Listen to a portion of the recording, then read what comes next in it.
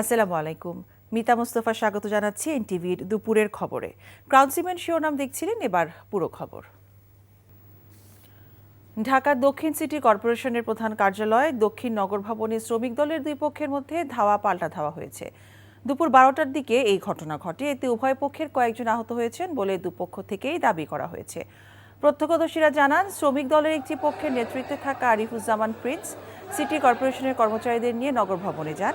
এরপর আরেকটি গ্রুপের নেতৃত্বে থাকা আরিফ চৌধুরী এবং তার অনুসারীদের সাথে ধাওয়া পাল্টা ধাওয়া শুরু হয়। তবে দুই পক্ষই নগর ভবনে নিজেদের পক্ষে স্লোগান দিয়ে শাটডাউন করে।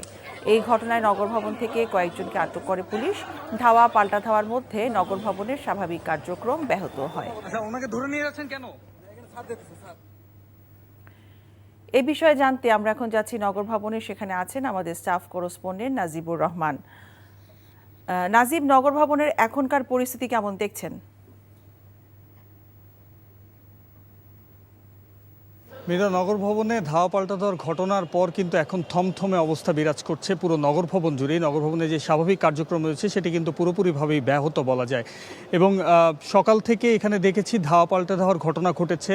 আরিফুজ্জামান প্রিন্স শ্রমিক দলের এক পক্ষের সদস্যরা যখন নগর ভবনে তাদের কর্মস্থলে যোগ দেওয়ার জন্য নগর ভবনে আসেন, ঠিক তখনই ইশরাকের অনুসারীরা অর্থাৎ আরিফ চৌধুরীর নেতৃত্বে যারা এখানে অবস্থান করছিলেন তাদের মধ্যে একটি কথা কাটাকাটির জেরে পরে সেটি সংঘর্ষের রূপ নেয় এবং ধাওয়া পাল্টা দেওয়ার ঘটনায় দু একজন আহত হয়েছে, এমনটি আমরা দেখেছি। এবং পরবর্তীতে আরিফ চৌধুরী এবং তাদের অনুসারীরা মিলে নগর ভবনে এখন অবস্থান নিয়েছেন এবং তারা নানা ধরনের স্লোগান দিচ্ছেন। এবং কিছুক্ষণ আগে আমরা দেখেছি যে আরিফুজ্জামান প্রিন্সের অনুসারী একজনকে পিটিয়ে আহত করা হয়েছে এবং তাদেরকে অনেকেই পুলিশ কিন্তু আটকও করেছে।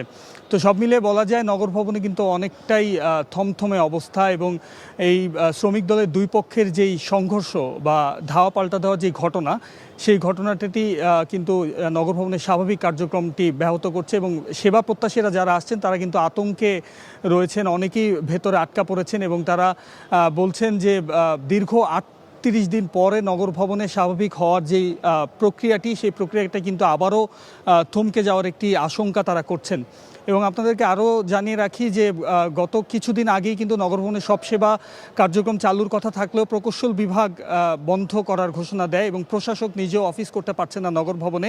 ইশরাকের অনুসারীরা এমন ঘোষণাটি তারা দেয় এবং তার প্রেক্ষিতে কিন্তু প্রকৌশল কর্মকর্তারা কিছু আজ নগর ভবনে এসেছিলেন এবং এসে বাধার মুখে পড়ে এবং তার পরপরই কিন্তু এই দুইটি পক্ষের এই ধাওয়া পাল্টা দেওয়ার ঘটনাটি ঘটে। তো এখন পর্যন্ত থমথমে অবস্থা বিরাজ করছে এবং দুই পক্ষের থেকেই পাল্টাপাল্টি অভিযোগ আসছে।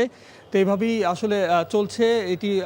পরবর্তীতে আপনাদেরকে হয়তো আরও কিছু তথ্য আমরা জানাতে পারবো। মিতা, নগর ভবন থেকে জানছিলাম সেখানকার সবশেষ পরিস্থিতি। এই মুহূর্তে শাহবাগে আছেন আমাদের সিনিয়র করেসপন্ডেন্ট আপেল শাহরিয়ার। আমরা সরাসরি যাচ্ছি তার কাছে। আপেল, চাকরিচ্যুত বিডিআর সদস্যদের অবস্থান কর্মসূচি এখন কোন পর্যায়ে রয়েছে?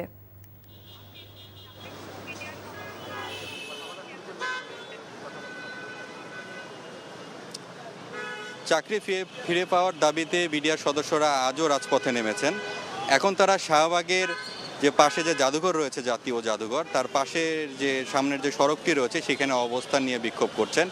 শুরুতে তারা কেন্দ্রীয় শহীদ মিনারে ছিলেন, সেখানে একটি বিক্ষোভ কর্মসূচি তারা পালন করেন। সেখান থেকে তাদের উদ্দেশ্য ছিল হচ্ছে যমুনায় প্রধান উপদেষ্টার বাসভবনের দিকে তাদের রওনা দেওয়ার মূল যে মোড়টি রয়েছে সেখানে তারা অবস্থান নিয়েছে। প্রায় 1 ঘন্টা তারা সেখানে ছিল, সেখানে অবস্থান নিয়ে বিক্ষোভ করেছে এবং এ সময় যে তীব্র যানজটের সৃষ্টি হয় এই জন্য পুলিশ বারবার তাদের অনুরোধ করেছেন যাতে এই সড়কটি করে তারা পাশে গিয়ে অবস্থান নেন। পরবর্তীতে পুলিশের আশ্বাসে তারা এই পাশে এসে অবস্থান নিয়েছেন এখন যেখানে আছেন সেই জায়গাটিতে। এবং এখান থেকে অবস্থান নিয়েছেন এখন যেখানে আছেন সেই জায়গাটিতে। এবং এখান থেকে একটি প্রতিনিধি দল সচিবালয়ে গিয়েছেন। তারা স্বরাষ্ট্র উপদেষ্টা জাহাঙ্গীর আলমের সঙ্গে বৈঠক করবেন। সেখানে তাদের যে দাবিগুলো রয়েছে, মোটা দাগে যে 3টি দাবি, তাদের চাকরি ফিরে পাওয়া এবং যে একটি স্বাধীন কমিশন গঠন করা, এই বিডিআর বিদ্রোহের ঘটনায় কারা কারা জড়িত একটি স্বচ্ছ তদন্ত যাতে হয় সেটির তারা দাবি জানিয়েছেন। এবং আবার নতুন করে যে বিডিআর নামটি যাতে যুক্ত হয় সেটিও তারা দাবি করছেন। মানে এই প্রেক্ষাপটে তারা এখন এখানে অবস্থান করছেন, আশা করছেন সচিবালয়ে যে বৈঠক হচ্ছে সেই বৈঠকে একটি ইতিবাচক একটি ইতিবাচক একটি সমাধানের দিকে তারা আসবেন। যদিও তারা আশ্বস্ত হতে পারছেন না, তার কারণ পট পরিবর্তনের পর থেকেই তারা এই আন্দোলন করছেন।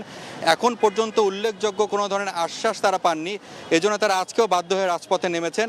তারা কঠোর হুঁশিয়ারি দিয়েছেন, আজকে যদি কোনো ধরনের সিদ্ধান্তে উপনীত হওয়া না যায় ইতিবাচক, তাহলে তারা যমুনার উদ্দেশ্যে।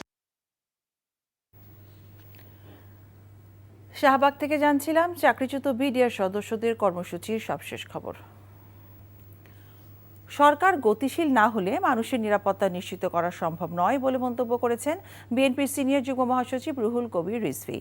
দুপুরে ব্রাহ্মণবাড়িয়া জেলা বিএনপির নবগঠিত নেতাদের সাথে নিয়ে শহীদ প্রেসিডেন্ট জিয়াউর রহমানের সমাধিতে শ্রদ্ধা নিবেদন শেষে তিনি এমন মন্তব্য করেন।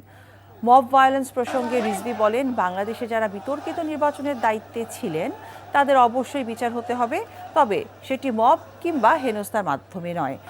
আইন অনুযায়ী রাতের ভোট ও ডামি নির্বাচনের সাথে যুক্তদের বিচার করতে হবে। পুলিশের সামনে কিভাবে মব সৃষ্টি করা হলো সে বিষয়টি খতিয়ে দেখার জন্য অন্তর্বর্তী সরকারের প্রতি আহ্বান জানান বিএনপির এই নেতা।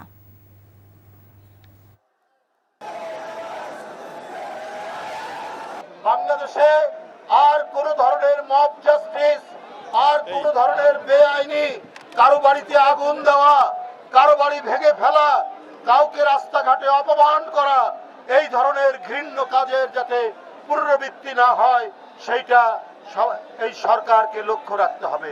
এবং বাড়িতে লোকজন গিয়ে তাকে টেনে হিচড়ে বের করবে, এইটা বিএনপি কখনোই পছন্দ করে না।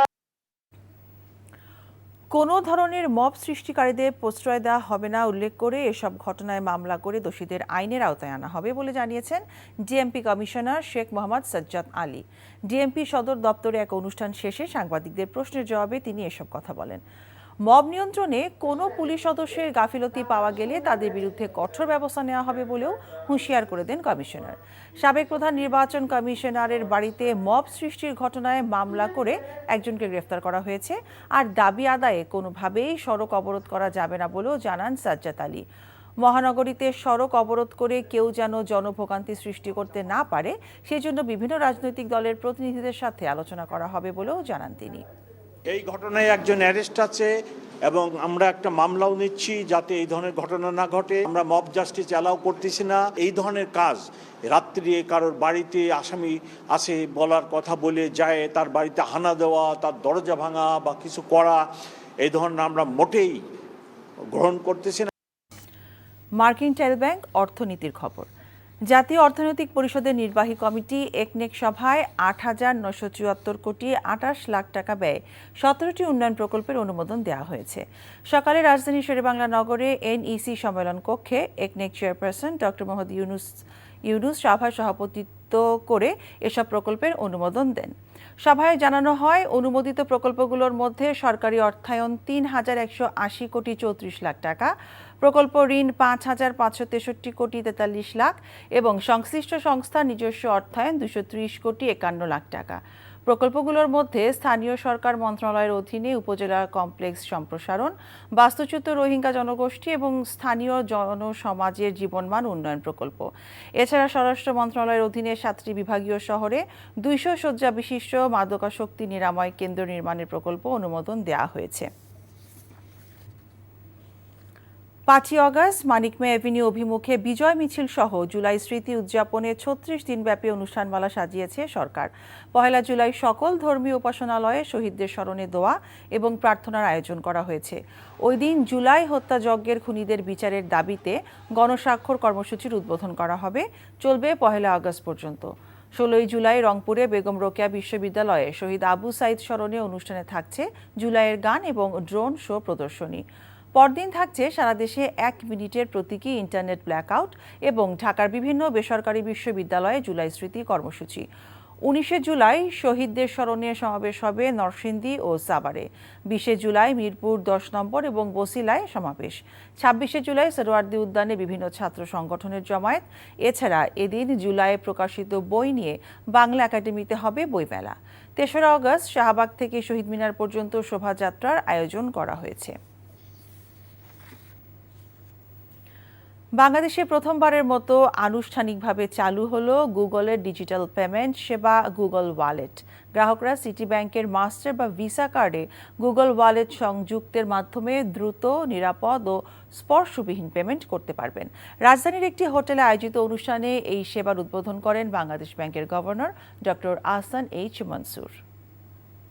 আরো অনেক দূর যেতে হবে, সেই লক্ষ্যে আমরা কাজ করছি। আমরা চেষ্টা করছি ব্যাংকিং খাতে সুশৃঙ্খলা ফিরিয়ে আনতে, যাতে আগের মতো অবস্থায় আর কোনোদিন যেন আমাদের ব্যাংকিং খাত ফেরত না যায়। আমাদের এটা চলমান প্রক্রিয়া। আমরা একটা অন্তর্ভুক্তিমূলক আর্থিক কাঠামো গড়ে তুলতে চাচ্ছি। এটা আমরা সাফল্যের দিকেই যাচ্ছি এবং আরেকটু সময় লাগবে। এই ছিল দুপুরের খবরে। এই খবরের ভিডিও সহ আপডেট জানতে ভিজিট করুন এনটিভি অনলাইন www.ntvbd.com। এছাড়াও এনটিভির জনপ্রিয় সব অনুষ্ঠান ও খবরের আপডেট জানতে ভিজিট করুন আমাদের ইউটিউব ও ভেরিফাইড ফেসবুক পেজ। 5টায় দেশের খবর দেখার আমন্ত্রণ রইল। সবাইকে ধন্যবাদ।